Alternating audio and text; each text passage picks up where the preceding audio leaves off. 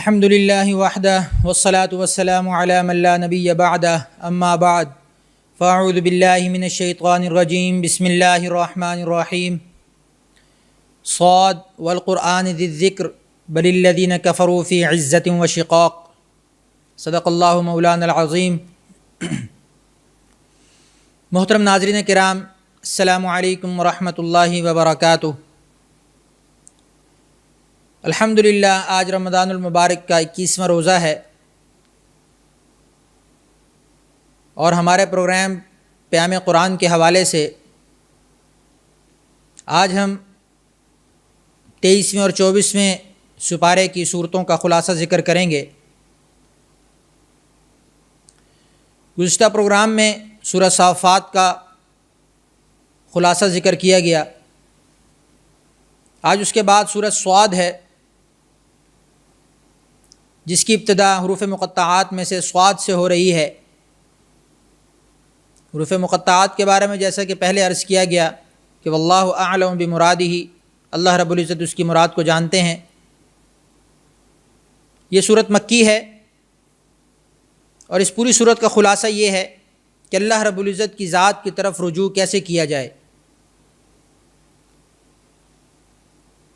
کہ جو ذات تمام جہانوں کو پیدا کرنے والی ہے، مجھے اور آپ کو تخلیق کرنے والی ہے، اس ذات کی طرف لوٹنا اور رجوع کرنا، اس ذات کی طرف اپنے آپ کو پھیرنا، یہ کیسے ہو؟ اس کو اللہ رب العزت نے 3 انبیاء کرام علیہ الصلوۃ والسلام کا قصہ ذکر کر کے بیان فرمایا ہے کہ ان کا رجوع کیسے ہوا، ان کے ساتھ کیا واقعات پیش آئے۔ اس کے ضمن میں ہمیں یہ اپنا موضوع سمجھ میں آ جائے گا کہ ہم نے اللہ کی طرف رجوع کیسے کرنا ہے۔ سب سے پہلے داؤد علیہ السلام کا قصہ اس صورت کے اندر ذکر کیا گیا۔ اللہ رب العزت نے فرمایا اصبر علی ما یقولون واذکر عبدنا داود ذا الاید انہ اواب، کہ آپ ان کی باتوں پر صبر کریں۔ نبی علیہ الصلوۃ والسلام کو کہا جا رہا ہے کہ آپ ان کی باتوں پر صبر کریں اور ہمارے بندے داؤد علیہ السلام کو یاد کریں کہ جو بڑی قوت والا تھا اور رجوع کرنے والا تھا۔ اور پھر آگے ان کا حق کی طرف رجوع کیسے ہوا، اللہ تعالیٰ نے فرمایا قال لقد ظلمك بسؤال نعجتك الى نعاجه،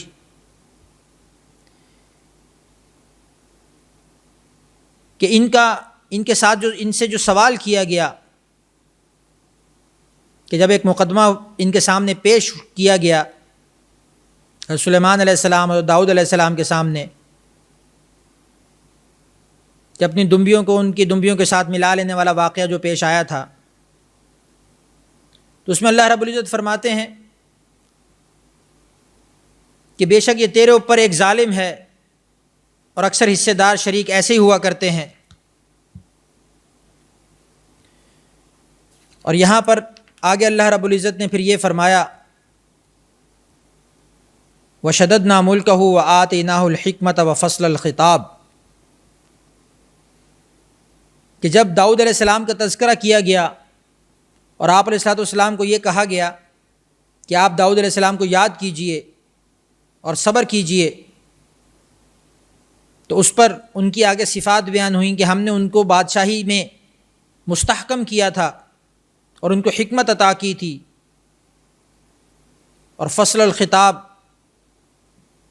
اور فیصلہ کرنے کا ملکہ عطا کیا تھا۔ یعنی کہیں بھی کوئی جھگڑا ہوتا، کوئی بات ہوتی تو اس میں فیصلہ کرنے کی صلاحیت اللہ رب العزت نے ان کو دی تھی۔ اور پھر اسی میں وہ واقعہ دمبیوں والا ذکر ہوا، اور داؤد نے اس واقعے سے خیال کیا کہ ہم نے ان کو آزمایا ہے، تو اس واقعے کے بعد پھر اللہ رب العزت فرماتے ہیں کہ فاستغفر ربہ، انہوں نے اپنے رب سے استغفار کیا اور جھک گئے اور اللہ کی طرف رجوع کر لیا۔ اور پھر اللہ رب العزت نے کیا انعام عطا فرمایا فغفرنا لہ ذلک، ہم نے ان کو بخش دیا، وَإِنَّ لَهُ عِندَنَا لَزُلْفَىٰ، اور ہمارے لیے ان کے لیے قرب اور عمدہ مقام ہے۔ تو ہمیں سیکھنے کے لیے کیا ملا کہ اللہ رب العزت ہمیں آزمائیں گے، اللہ رب العزت کی طرف سے آزمائش آئے گی کسی بھی صورت میں، کوئی پریشانی ہو سکتی ہے، بیماری ہو سکتی ہے، اپنوں کا نقصان ہو سکتا ہے، کچھ لوگ ہمیں چھوڑ کے جا سکتے ہیں، کچھ بھی ہو سکتا ہے۔ یہ اللہ کی طرف سے آزمائش ہوتی ہے کہ اپنے بندے کو جانے، پرکھے، پہچانے، جانچے کہ اس کے اندر کا ایمان کس نوعیت کا ہے، اس کا رد عمل کیا ہوتا ہے، میرے سامنے وہ کس طریقے سے ریئیکٹ کرتا ہے۔ تو یہ آزمائش میں پورا اترنا، اپنے آپ کو ثابت قدم رکھنا، اس کی نہ صرف اللہ سے دعا مانگنی ہے بلکہ عملی طور پر کر کے بھی دکھانا ہے انشاءاللہ۔ تو یہ اللہ نے اپنے نبیوں کے ساتھ بھی کیا اور ہر مومن کے ساتھ ہو سکتا ہے۔ اور پھر آگے کیا کہا، یا داؤد انا جعلناک خلیفۃ فی الارض، کہ ہم نے آپ کو زمین میں خلیفہ بنایا ہے، فاحکم بین الناس بالحق، تو آپ لوگوں کے درمیان حق کے ساتھ فیصلہ کیجئے، ولا تتبع الہوا، اور خواہشات کی پیروی مت کیجیے۔ تو یہ تمام دنیا کے حاکموں کو پیغام ہے کہ اللہ رب العزت کی طرف سے ہمیں خلیفہ بنایا گیا ہے، ہم اللہ کے نائب ہیں، اللہ کے خلیفہ ہیں، اس کے احکامات کو دنیا کے اندر لاگو کرنے کے لیے آئے ہیں۔ تو لوگوں کے درمیان میں اگر کوئی فیصلہ کرنے کی نوبت آئے گی تو ہم نے حق کے ساتھ فیصلہ کرنا ہے، کسی قسم کے جھکاؤ کے ساتھ نہیں، کسی قسم کے دباؤ کے ساتھ نہیں، کسی قسم کی بھی اپنی خواہش کی پیروی کی کرتے ہوئے نہیں، بلکہ صرف اور صرف حق کو دیکھنا ہے اور اس کے مطابق فیصلہ کرنا ہے، چاہے پھر کٹہرے میں اپنا کوئی عزیز از جان ہی کیوں نہ کھڑا ہو،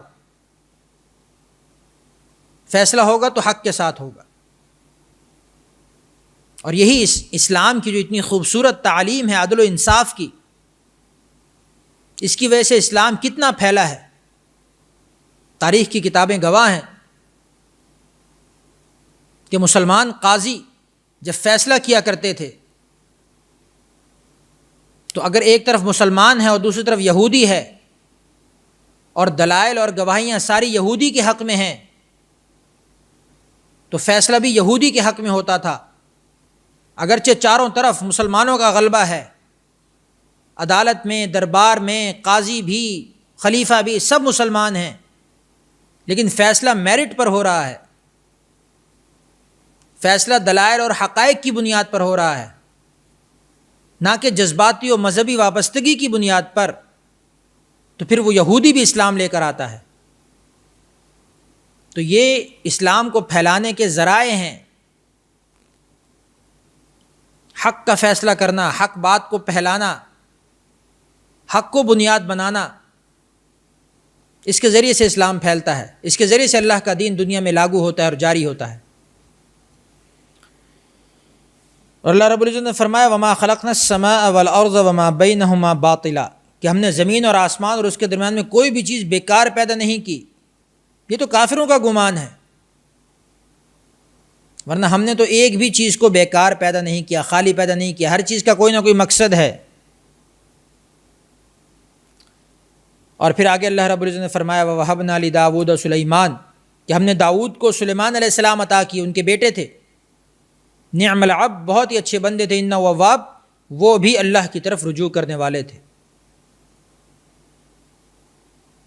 اذ عرض علیہ بالعشی الصافنات الجیاد، پھر واقعہ ذکر کیا کہ جب ان کے سامنے شام کو گھوڑے پیش کیے گئے تو انہی میں لگ گئے اور پھر کہنے لگے کہ میں اپنے پروردگار کی یاد سے غافل ہو گیا اور مال کی محبت میں پڑ گیا، یہاں تک کہ سورج غروب ہو گیا تو کہا کہ ان کو میرے پاس واپس لے آؤ، اور پھر ان کی ٹانگوں اور گردنوں پر ہاتھ پھیرنے لگے۔ تو اللہ فرماتے ہیں کہ ہم نے اس ذریعے سے سلیمان علیہ السلام کی آزمائش کی اور پھر ایک تختے پر ان کو ڈال دیا، ثم اناب، اور پھر انہوں نے رجوع کیا، قال رب اغفر لی وہب لی ملکا، تو سلیمان علیہ السلام نے فرمایا کہ اے میرے رب مجھے بخش دے اور مجھے ایسی بادشاہی عطا فرما کہ میرے بعد کسی کو نہ دی ہو، انک انت الوہاب، بے شک تو دینے والا ہے۔ تو پھر اللہ نے کیسی بادشاہی دی؟ زمین و آسمان کو مسخر کیا، ہوا کو ان کے لیے مسخر کیا، چرند پرند کو ان کے لیے مسخر کیا، جنوں کو ان کے لیے مسخر کیا، ایسی بادشاہی اللہ رب العزت نے کبھی کسی کو نہیں دی۔ اور پھر تیسرے نمبر پر وذکر عبدنا ایوب، نبی کریم صلی اللہ علیہ وسلم کی تسلی کے لیے اللہ رب العزت جو تیسرا واقعہ ذکر فرما رہے ہیں ایوب علیہ السلام کا، کہ آپ ہمارے بندے ایوب کو یاد کیجئے کہ جب انہوں نے اپنے رب کو پکارا کہ شیطان مجھے تکلیف دیتا ہے اور عذاب دیتا ہے، کہ جب اللہ رب العزت کی طرف سے ان پر آزمائش آئی، ان کو ایک بیماری ایسی لگی کہ جس میں وہ تھوڑے پریشان ہوئے، تو اللہ نے فرمایا کہ زمین پر لات مارو، پاؤں مارو، تو اس میں چشمہ نکل آیا اور کہا کہ یہ نہانے کے لیے ہے اور پینے کے لیے ہے۔ اور پھر اسی طرح انہوں نے اپنی بیوی کے لیے جو قسم کھا لی تھی اس کے ازالے کے لیے اللہ نے فرمایا وَخُذْ بِيَدِكَ ضِغْصًا فَاضْرِب بِهِ وَلَا تَحْنَثْ، کہ انہوں نے کہا تھا کہ میں اپنی بیوی کو 100 ڈنڈے لگاؤں گا، 100 درے ماروں گا، قسم کھا لی، کسی بات پر غصہ آیا تو قسم کھا لی کہ اپنی بیوی کو ایسے ماروں گا۔ تو اللہ نے پھر اس کا حیلہ بتایا کہ 100 تنکے لو، اس کی جھاڑو بناؤ اور اس کو ایک ہی دفعہ مار دو تو قسم بھی پوری ہو جائے گی، ولا تحنث، حانث نہیں ہوگے۔ اور پھر اللہ فرماتے ہیں کہ ہم نے اپنے بندے ایوب کو صابر پایا، صبر ایوب مشہور ہے، آج ہم ضرب المثل کے طور پہ بیان کرتے ہیں کہ ایوب علیہ السلام پر جتنی آزمائشیں آئیں، تکلیفیں آئیں، مصیبتیں آئیں، بیماری آئی، لیکن انہوں نے صبر کا دامن ہاتھ سے نہیں چھوڑا، کبھی زبان سے کلمہ کفر نہیں کہا، ناشکری کا کلمہ نہیں کہا، یہاں کفر سے مراد ناشکری ہے، کبھی ناشکری کا کلمہ نہیں کہا۔ تو اس پر اللہ رب العزت نے کیا فرمایا، انا وجدناہ صابرا، ہم نے ان کو صبر والا پایا، بہت ہی اچھا بندہ اور اس نے رجوع کیا۔ اور پھر اسی طرح آگے حضرت ابراہیم علیہ السلام، اسحاق علیہ السلام، یعقوب علیہ السلام کا ذکر ہوا کہ ان پر بھی ہم نے جو بھی آزمائشیں ڈالیں وہ ان میں سرخرو ہوئے۔ ابراہیم علیہ السلام پر اسماعیل علیہ السلام کی آزمائش آئی، اسحاق علیہ السلام پر اپنی قوم کی آزمائش آئی، یعقوب علیہ السلام پر اپنے بیٹے یوسف علیہ السلام کی آزمائش آئی، لیکن انہوں نے اپنے آپ کو اللہ کی طرف جوڑے رکھا، اپنے آپ کو اللہ کی طرف متوجہ کیے رکھا، اپنا رجوع اللہ ہی کی طرف رکھا، تو اللہ تعالیٰ نے ان کو سرخرو فرمایا۔ اور پھر آگے وَاذْكُرْ إِسْمَاعِيلَ وَالْيَسَعَ وَذَا الْكِفْلِ، نیک لوگوں کا تذکرہ کرتے ہوئے اسماعیل علیہ السلام اور ذوالکفل کا اور یسع کا تذکرہ فرمایا، اور پھر ان کے لیے جو انعامات ہیں ان کا تذکرہ فرمایا کہ یہ متقین ہیں، ان کے لیے عمدہ مقام ہیں، جنات ہیں، باغات ہیں جس کے اندر وہ تکیہ لگائے بیٹھے ہوں گے، اور ان کے لیے پینے کے لیے شراب اور کھانے کے لیے مختلف میوہ جات ہوں گے، اور بھی جنت کی بہت ساری نعمتیں ذکر فرمائیں۔ اور اس کے ساتھ متصل وَإِنَّ لِلطَّاغِينَ شَرَّ مَآب، وَإِنَّ لِلطَّاغِينَ لَشَرَّ مَآب، کہ جو سرکشی کرنے والے ہیں، تکبر کرنے والے ہیں، انکار کرنے والے ہیں، ان کے لیے برا ٹھکانہ ہے جہنم، جس میں ان کو پینے کے لیے پیپ دی جائے گی۔ تو یہ دونوں قسم کے مضامین اللہ رب العزت نے اس کے اندر ذکر فرمائے۔ اور اس کے بعد آخری رکوع کے اندر اللہ رب العزت نے اپنی قدرت کا ذکر فرمایا، رب السماوات والارض وما بینہما العزیز الغفار، کہ اللہ وہ رب ہے جو زمین اور آسمان اور اس کے درمیان کی ہر چیز کا مالک ہے۔ تو آگے کیا کہنا چاہ رہے ہیں، قل هو نبأ عظیم، قیامت کی خبر دے رہے ہیں کہ آپ کہہ دیجئے کہ یہ بہت بڑی خبر، ہولناک چیز کی خبر دینے والے ہیں۔ اور پھر اس کے بعد اللہ رب العزت نے دوبارہ تخلیق انسانی کا ذکر فرمایا، جس کی ابتدا سورہ بقرہ سے ہوئی تھی، اذ قال ربک للملائکۃ انی خالق بشرا من طین، کہ اللہ رب العزت اپنے فرشتوں سے فرماتے ہیں کہ میں مٹی سے ایک بندہ پیدا کرنے لگا ہوں، ایک انسان پیدا کرنے لگا ہوں۔ پھر ان کو سجدے کا حکم دیا فرشتوں کو تو وہ سجدے میں گر پڑے، مگر ابلیس نے تکبر کی وجہ سے سجدہ نہ کیا۔ کیا کہا تھا؟ انا خیر من خلقتنی من نار وخلقتہ من طین، تو نے مجھے آگ سے پیدا کیا، اس کو مٹی سے پیدا کیا، میں افضل ہوں اس سے۔ تو کیا فرمایا اللہ نے؟ فخرج منہا فانک رجیم، تو نے تکبر کیا تو نکل جا میری بارگاہ سے، تو دھتکارا ہوا ہے، تو لعنت کا حقدار ہے۔ الی یوم یبعثون، اس نے کہا پھر کہ مجھے قیامت کے دن تک کی مہلت دیں کہ میں آپ کی قوم کو، آپ کی انسانیت کو، اس انسانوں کو میں بہکاؤں گا، اپنی طرف بلاؤں گا۔ تو تکوینی نظام کے تحت اس کو اجازت دی گئی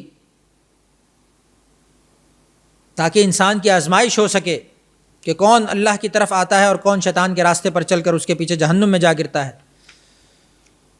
تو شیطان نے بھی اپنا دعویٰ کیا کہ میں انسانوں کو بہکاؤں گا، ان کو اپنے پیچھے لگاؤں گا، تیری ذات سے غافل کروں گا۔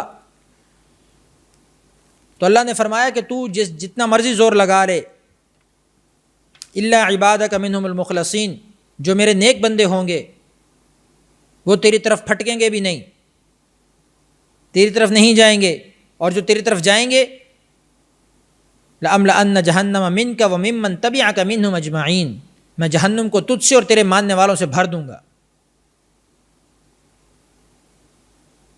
تو اس پر اللہ رب العزت نے آگے یہ اپنے پیغمبر کو، نبی کریم صلی اللہ علیہ وسلم کو یہ فرمایا کہ آپ کہہ دیجئے ما اسألکم علیہ من اجر، کہ میں تمہارے سے کسی صلے کا مطالبہ نہیں کرتا اور نہ ہی میں بناوٹ کرنے والوں میں سے ہوں۔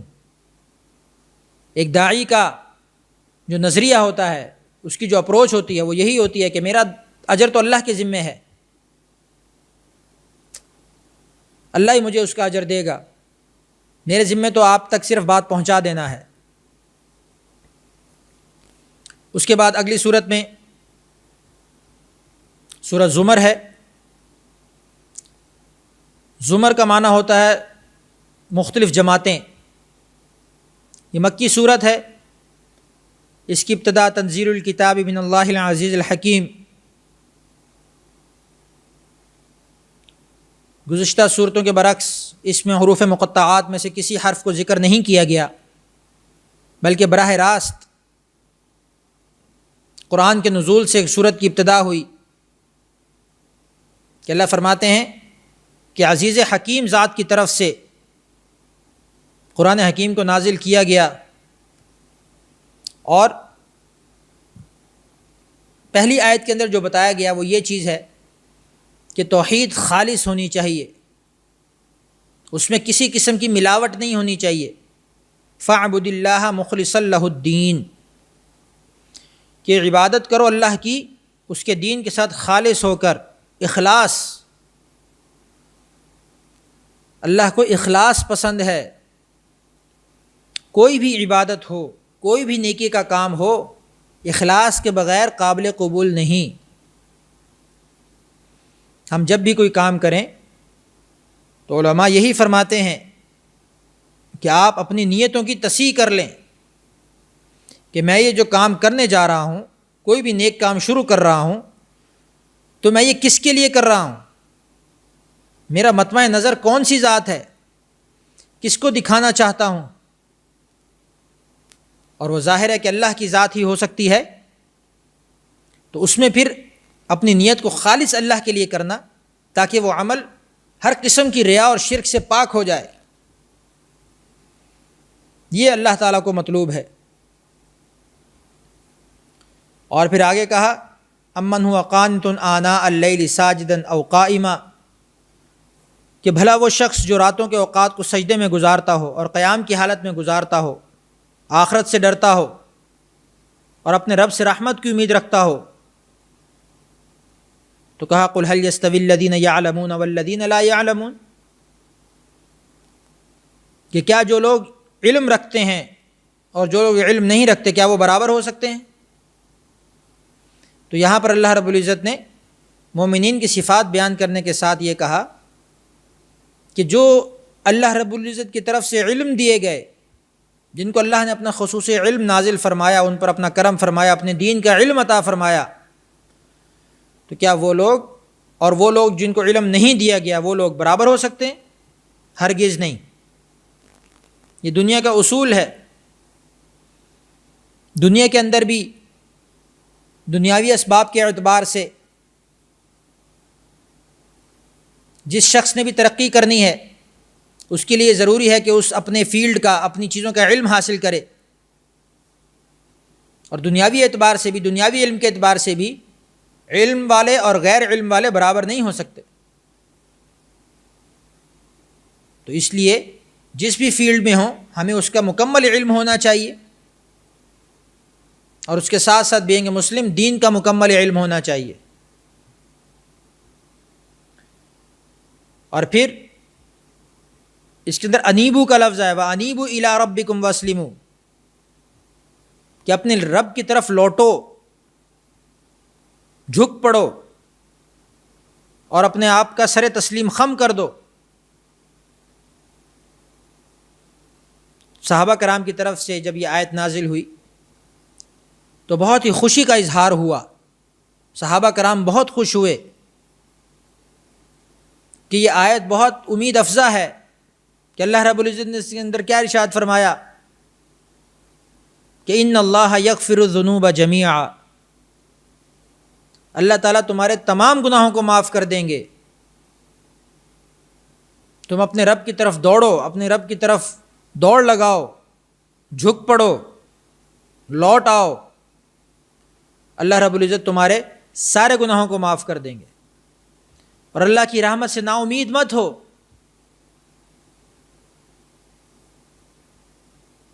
لا ترجو رحمت ربی، لا تقنطوا من رحمت اللہ. مختلف عنوانات سے اللہ رب العزت نے مومنین کو تسلی دی ہے کہ اللہ رب العزت کی رحمت، فرمایا کہ عرش سے بھی زیادہ وسیع ہے، صرف ہمیں مانگنا آنا چاہیے، اللہ کی رحمت پر امید اور بھروسہ ہونا چاہیے. اللہ تعالیٰ فرماتے ہیں کہ میری رحمت سے نا امید مت ہو. اس آیت کی خوشی صحابہ کرام کو سب سے زیادہ تھی. اس کے بعد اس صورت کے اندر اللہ رب العزت نے صادقین کی فضیلت بیان فرمائی کہ سچے لوگوں کی کیا فضیلت ہے. اللہ رب العزت فرماتے ہیں کہ سچے لوگ اللہ کی طرف سے انعامات کے مستحق ہیں. سچائی کا تعلق صرف قول کے ساتھ نہیں ہے. ہم زبان سے سچ بولتے ہیں، یہ بھی سچائی کا ایک پہلو ہے. ہم اپنے عمل میں کتنے سچے ہیں یہ بھی دیکھا جائے گا. جو شروع میں اخلاص کی بات ہوئی، یہ آپ کے عمل کی سچائی ہے کہ ہم کھڑے نماز تو پڑھ رہے ہیں، لیکن کیا یہ ہماری نماز اللہ کے لیے ہے یا کسی اور کو دکھانے کے لیے؟ یہاں سے عمل کی سچائی اور جھوٹ کا پتہ چلے گا. ہم کسی کی، غریب کی مدد تو کر رہے ہیں، لیکن کیا کسی کو خوش کرنے کے لیے، کسی کو یہ بتانے اور جتانے کے لیے کہ میں بہت سخی ہوں، یا اللہ کے لیے کر رہے ہیں؟ دونوں صورتوں میں عمل کی سچائی اور جھوٹ کا فیصلہ ہو جائے گا. تو اس لیے جب بھی سچے کا لفظ آتا ہے تو صرف قول کی سچائی مراد نہیں ہوتی، بلکہ آپ کے اعمال کتنے سچے ہیں، وہ کس قدر اللہ کی ذات کے ساتھ خاص ہیں، اس پر فیصلہ ہوتا ہے کہ وہ کتنا سچا انسان ہے. اسی طرح اللہ رب العزت نے آگے فرمایا کہ سور پھونکا جائے گا اور حساب لیا جائے گا. قیامت کی نشانیوں کے طور پر ذکر کیا کہ جب قیامت آنے والی ہوگی تو اسرافیل علیہ السلام جو ایک فرشتے ان کو مقرر کیا گیا کہ وہ سور پھونکیں گے جس میں تمام لوگ فوت ہو جائیں گے، مر جائیں گے. دنیا میں کوئی بھی چیز باقی نہیں رہے گی سوائے اللہ کی ذات کے. اور پھر ایک دفعہ پھر پھونکا جائے گا تو تمام لوگ اٹھ جائیں گے اور اپنی اپنی قبروں سے اٹھیں گے اور پھر میدان حشر کی طرف جمع ہوں گے اور پھر ان سے حساب کتاب لیا جائے گا اور پھر اپنے اپنے اعمال کے مطابق جزا اور سزا کا فیصلہ ہوگا. تو یہ اس صورت کے اندر تمام مضامین جو ذکر کیے گئے ان کا خلاصہ آپ کے سامنے رکھا. اس کے بعد اگلی جو صورت ہے سورہ مومن، اس کو سورہ غافر بھی کہا جاتا ہے. غافر کا مطلب کیا ہے؟ غافر کا مطلب ہوتا ہے توبہ قبول کرنے والا. اللہ کی صفت کے طور پہ بیان ہوا غافر الذنب، کہ اللہ پاک توبہ قبول کرتا ہے، گناہ معاف کرتا ہے. اور مومن بھی اس صورت کا نام ہے. تو چونکہ دونوں الفاظ اس صورت کے اندر آئے ہیں اس لیے مختلف مفسرین نے مختلف نام اس کے لکھے ہیں. یہ صورت حروف مقطعات سے شروع ہو رہی ہے. حامیم تنزیل الکتاب من اللہ العزیز العلیم غافر الذنب وقابل التوب شدید العقاب ذی الطول. اللہ پاک اپنی صفات کو بیان فرما رہے ہیں کہ اللہ وہ ذات ہے جو گناہ کو بخشنے والا ہے، توبہ قبول کرنے والا ہے، سخت عذاب دینے والا ہے. تو مختلف متنوع قسم کی اس صفات کو ذکر فرمایا. توبہ بھی قبول کرنے والا ہے، عذاب بھی دینے والا ہے. جیسے کہ حضرت عمر رضی اللہ تعالیٰ عنہ کا مقولہ ہے غالباً کہ ایمان جو ہے وہ خوف اور امید کے درمیان کی چیز کا نام ہے. یہ شاید حدیث ہے کہ ایمان کا تعلق ایک طرف تو یہ ہوتا ہے کہ اللہ کی ذات پر بھروسہ اتنا زیادہ ہے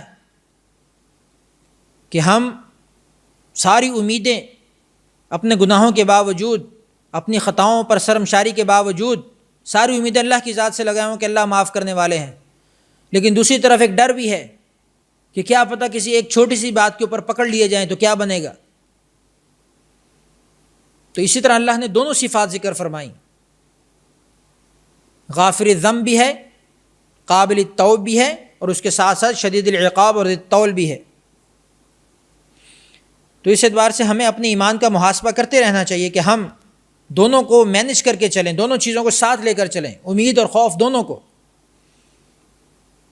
نہ صرف امید لگائیں کہ خوف کو چھوڑ دیں، نہ صرف خوف میں ہی لگے رہیں اور امید کو چھوڑ دیں، بلکہ دونوں کو ساتھ لے کر چلیں. یہ ایمان کی اصل حقیقت ہے. اور آگے اللہ رب العزت نے اس صورت کے اندر بھی دعوت کی اہمیت کو بیان فرمایا کہ نبی کے ذمے جو کام ہے، اور نبی کی نسبت سے اس امت کے ذمے جو کام ہے کہ قیامت تک کے آنے والے انسانوں کی دعوت کی ذمہ داری دی گئی، اور مسلمانوں کو بھی کہا گیا کہ امر بالمعروف و نہی عن المنکر یہ تمہارا بھی کام ہے. تو اس اہمیت کو اس صورت کے اندر بیان کیا گیا. اور پھر اسی طرح دعوت کا بھی ایک نمونہ بتایا گیا ہے. ومن احسن قولا ممن دعا الی اللہ، اس سے اچھی بات کس کی ہو سکتی ہے جو لوگوں کو اللہ کی طرف بلائے. تو اچھی بات، سب سے اچھی بات دعوت کی بات کو کہا گیا. اور اچھی بات کون سی ہوگی؟ وہ سورہ ملک کے اندر بیان الذی خلق الموت والحیات لیبلوکم ایکم احسن عملا، کہ اچھا کام کون کر کے آتا ہے. مفسرین نے ان دونوں آیتوں کا بھی ربط بتایا ہے. تو اسی طرح اس صورت میں پھر اللہ رب العزت نے آگے چل کر ایک مومن مرد کا واقعہ بیان کیا. جی، اور اسی صورت میں اللہ رب العزت نے ایک رجل مومن کا واقعہ بیان فرمایا. وقال رجل مؤمن من آل فرعون، کہ آل فرعون میں سے جو ایک مومن شخص تھا، لیکن اس نے اپنا ایمان چھپایا ہوا تھا، ابھی ظاہر نہیں کیا تھا کہ میں ایمان والا ہوں، موسیٰ علیہ السلام پر ایمان لے آیا ہوں، چھپایا ہوا تھا. تو وہ فرعون سے کہتا ہے کہ جب فرعون نے یہ ارادہ کیا کہ وہ تمام بچوں کو قتل کرے گا، اور آگے چل کے جب موسیٰ علیہ السلام کی بات ہوئی تو اس نے یہ ارادہ کیا کہ موسیٰ علیہ السلام کو بھی میں قتل کروں گا، تو اس پر اس شخص نے اس کو سمجھایا فرعون کو کہ کیا تم صرف اس بات پر قتل کرتے ہو کہ وہ یہ دعویٰ کرتا ہے کہ میرا رب اللہ ہے، اور وہ تمہارے رب کی طرف سے دلیلیں لے کر آیا ہے. اگر وہ جھوٹا ہوا تو اس کا جھوٹ اسی پر ہوگا، اور اگر وہ سچا ہوا تو پھر جس عذاب کا وہ تم سے وعدہ کر رہا ہے وہ تم پر آ جائے گا. تو ہر دو حال میں تم اس کا پیچھا چھوڑ دو. اگر جھوٹا ہے تو وہ خود بھگتے گا، اور اگر سچا ہوا تو پھر تمہیں اپنی فکر کرنی چاہیے، اس کی فکر چھوڑو تم. تو اس پر اللہ رب العزت نے یہ واقعہ بیان کیا، اور پھر اللہ رب العزت نے آگے انہی کی زبانی یہ بیان کیا کہ اے میری قوم کے لوگوں، فرعون یہ کہہ رہا ہے کہ میں تو تمہیں وہی رائے دے رہا ہوں جو خود دیکھ رہا ہوں کہ آج تو بادشاہت ہماری ہے، اس زمین پر تم غالب ہو، لیکن اگر اللہ کا عذاب آ گیا تو کون ہماری مدد کرے گا؟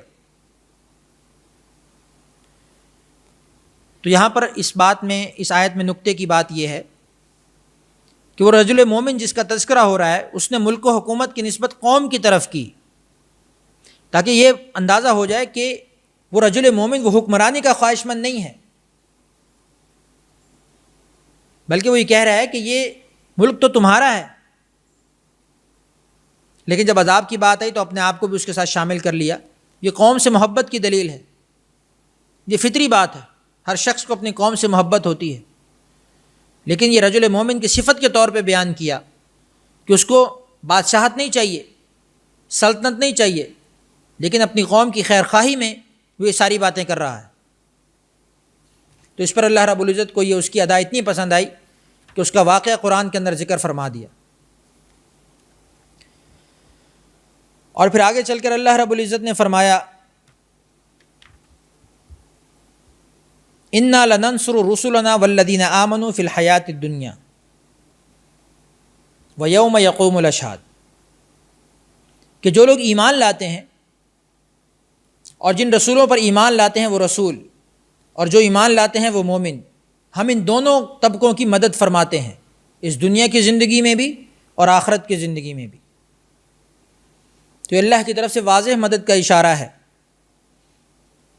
کہ قیامت کے دن جس دن کے اندر کوئی بھی چیز ظالمین کو نفع نہیں دے گی، نہ ہی ان کی معذرت، نہ ہی ان کی توبہ استغفار، نہ ہی ان کی ندامت، اس دن ظالمین کو کوئی بھی چیز نفع نہیں دے گی، لیکن اللہ رب العزت اس دن مومنوں کو کامیاب فرمائیں گے، مدد فرمائیں گے ان کی۔ اور پھر آخر میں قیامت کا تذکرہ فرمایا کہ ان الساعۃ لآتیۃ لا ریب فیہا، کہ قیامت بے شک آ کر رہے گی، اس میں کوئی شک کی بات نہیں ہے، لیکن اکثر لوگ ایمان نہیں رکھتے۔ آج کل بھی آپ کو ایسے لوگ ملیں گے جو ویسے تو مسلمان ہیں، لیکن ان سے آپ کو یہ سننے کو ملے گا کہ قیامت کا کوئی پتہ نہیں، بس یہی زندگی ہے جو ہے۔ تو یہ گمراہی کا راستہ ہے، کیونکہ قرآن نے واضح طور پہ بتا دی کہ قیامت آنی ہے۔ اور پھر اللہ آگے فرما رہے ہیں قال ربکم ادعونی استجب لکم، کہ تمہارا رب تمہیں یہ کہتا ہے کہ تم مجھے پکارو میں تمہیں جواب دوں گا۔ کتنا کریم رب ہے کہ خود سکھا رہا ہے کہ تم مجھے بلاؤ، پکارو، میں تمہیں جواب دوں گا۔ ان الذین یستکبرون عن عبادتی، کہ جو میرے بندوں میں سے تکبر کرتے ہیں میں انہیں جہنم میں داخل کروں گا۔ تو گویا کہ اللہ کو پکارنا یہ عاجزی اختیار کرنا ہے، اللہ کو پکارنا تکبر سے دوری اختیار کرنا ہے۔ تو جو شخص تکبر سے بچنا چاہتا ہے وہ اپنی ذات کو اللہ کے سامنے ملیا میٹ کر دے، اللہ رب العزت اس کو تکبر سے بچا لیں گے۔ اور پھر آگے اللہ رب العزت نے اس صورت کے آخر میں یہ فرمایا کہ اللہ الذی جعل لکم الانعام لترکبوا منہا، اپنی قدرت اور نعمتوں کو ذکر فرمایا کہ اللہ وہ ذات ہے جس نے تمہارے لیے چوپایوں کو بنایا تاکہ تم اس میں سوار ہو جاؤ اور اس میں سے کھاؤ، وَلَكُمْ فِيهَا مَنَافِعُ، اور تمہارے لیے اس میں فائدے ہی فائدے ہیں۔ تو ہر بار اللہ رب العزت اپنی قدرت کے بیان پر کسی موضوع کا اختتام فرماتے ہیں تاکہ اس سے یہ سبق حاصل کیا جا سکے کہ ہمارا انجام تبھی اچھا ہوگا جب ہمارا ایمان اللہ کی ذات پر پختہ ہوگا، جب ہم ان تمام نعمتوں اور قدرتوں کے شکرانے کے طور پر اللہ کی عبادت اور اس پر ایمان کی بڑھوتری میں اپنے آپ کو پیش کریں گے۔ اور آگے اللہ رب العزت نے فرمایا کہ افلم یسیروا فی الارض فینظروا، کہ کیا تم زمین میں چلتے پھرتے نہیں ہو؟ نکل جاؤ زمینوں میں، اللہ کی زمین کو دیکھو، دنیا کو دیکھو۔ کیوں دیکھیں؟ کیا وجہ ہے؟ فینظروا کیف کان عاقبۃ الذین من قبلہم، کہ ہم نے جو تم سے پہلی قوموں کے ساتھ کیا اس کے اثرات اور انجام ابھی بھی زمین پر باقی ہیں، ابھی بھی دنیا میں باقی ہیں۔ اگر تمہیں ہماری بات پر یقین نہیں آتا تو خود جا کر دیکھو اور پھر اندازہ لگاؤ کہ ہمارے وعدے کتنے سچے ہیں۔ اور پھر آگے اللہ رب العزت نے آخر میں فرمایا کہ سنت اللہ التی قد خلت فی عبادی، کہ اللہ کا جو ضابطہ ہے کہ بری قوموں کو عذاب کے ساتھ ہلاک کرنا، چاہے وہ کوئی بھی ہوں، یہ اللہ کا ضابطہ کبھی نہیں بدلتا، اپنے تمام انسانوں میں جاری ہوتا ہے۔ وخسر ہنالک الکافرون، اور کافر لوگ جو ہیں وہ ہمیشہ خسارے میں رہیں گے۔ تو اللہ رب العزت سے دعا ہے کہ جو کچھ بھی ہم نے سیکھا ہے، پڑھا ہے، اللہ رب العزت اس پر عمل کی اور اس کو آگے پہنچانے کی توفیق عطا فرمائے، اور اس آخر عشرے کی تمام برکات اور فیوز کو اعلیٰ پیمانے پر حاصل کرنے کی توفیق عطا فرمائے۔ وآخر دعوانا ان الحمد للہ رب العالمین۔